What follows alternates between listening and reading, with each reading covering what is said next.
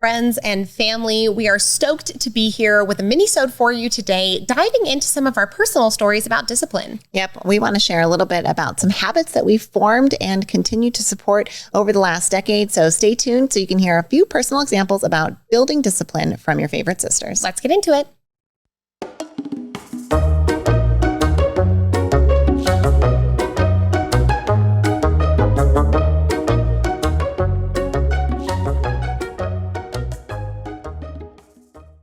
Do you want what you want sooner rather than later? Do you find yourself growing more effectively in environments where people are growing alongside you? Well, we have the conference for you. Do you love going to events as much as we do? Then you want to be in the room for the Further Faster conference happening October 29th and October 30th in Las Vegas, Nevada. Now, the Further Faster conference is headlined by our dear friend, mentor, and business partner, Joseph McClendon III. And trust us, you're going to want to be in the room. This is 2 days jam-packed of material that will help you grow personally and professionally. And if you're wondering how to make $1 million in 10 years, you have to be in the room to hear the strategy that Joseph is going to share. It is phenomenal. Go to neuroencoding.com/FFC to learn more about the Further Faster conference coming at the end of October. We hope to see you in Vegas. And now back to the show. You're enjoying this episode on Angel Phoenix Productions Podcast Network. To explore a complete lineup of quality programs and media production services, head on over to angelphoenix.com or like our Facebook page at facebook.com/Angel Phoenix Productions.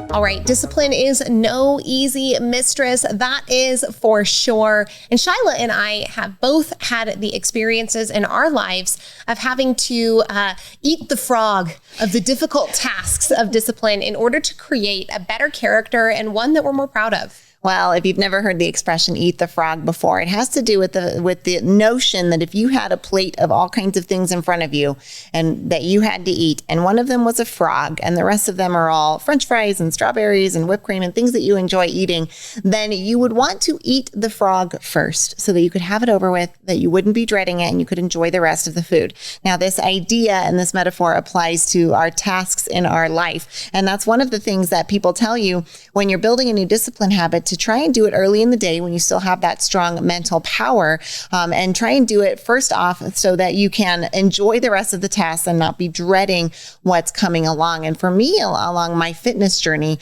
that has definitely been the case. I've realized that I cannot hold myself accountable to working out in the afternoon. And so I find a way to be on that treadmill in the morning, even though it means my alarm goes off at 4:20. I know that I can eat that frog at 5 in the morning, but I can't eat it at 5 p.m. in the afternoon. And so making that choice helps set me up for success for the rest of the day and enjoy the rest of the things on my plate. Now, Shai, you've had a really cool journey with fitness. And as we were prepping for this episode, it was really cool to kind of lay it out and talk about it. And I'm hoping that you'll give everybody hope, because we talk a lot about how you're a runner, you run your 6 miles a day, you do a half marathon every year. And all of these things are really dang impressive. But all of this started with 30-minute-a-day commitment on an elliptical machine. It did. Well, we all know we've got to have some kind of exercise habit. And so knowing that and understanding that at the ripe age of 18 or 19, I started to say, well, what is going to be my fitness habit? I know I can at least put in 30 minutes a day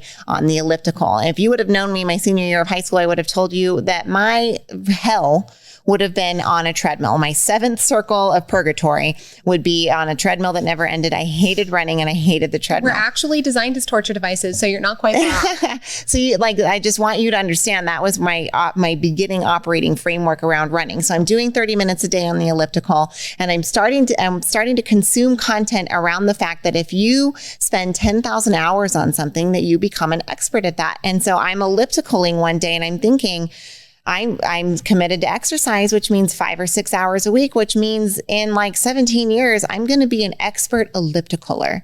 I'm like, that's not really a skill that I want to become an expert in. And it's not practical in the real world. You can't elliptical away from a bear. And it was really that a visualization in my head that said, then I'm going to run, because you can run from a bear, and running is a skill that I, at least after 10,000 hours, could feel good about becoming a master at that skill. And so I began running 3 miles a day, 30 minutes. I felt like I could commit to that. And I did for 10 years. I ran 3 miles a day at 30 minutes, and then finally hit a point where I was like, I think I could do more. And I think I could be more. And at that 10 years, at that 13 years, at that 45 minutes, as I started to move closer and closer to now where I'm at now, 6 miles in an hour every day, 5 days a week, I started to embrace that identity of being a runner, of being proud of that, of this DNA that I'm a runner, that I do a half marathon. And so over time, now we're looking at 15 years later, I've been able to now have this discipline of running that everyone goes, wow, you're so disciplined at. But really, it's been this long journey, and it's been incremental along the way. So what I love about this story is that it demonstrates that discipline doesn't happen A, overnight, that B, it's not always linear, right? It's not like she went from 0 to running. She went from 0 to elliptical to running a little to running a lot to having that identity, right? And so the discipline to get started ended up culminating in an identity shift for you, but it took the discipline to get started in the first place. And finding the ways to eat the frog of the elliptical helped you to build success, and then build more success on top of that in order to create a habit, a discipline that now is a part of your core identity and character, and one that I know not just you are proud of, but all the people around you are proud of as well. Well, thank you, sis. I appreciate that. And I look forward to sharing a discipline story about you in tomorrow's minisode. So make sure you stay tuned, because you want to hear Kay's journey around her TV habit.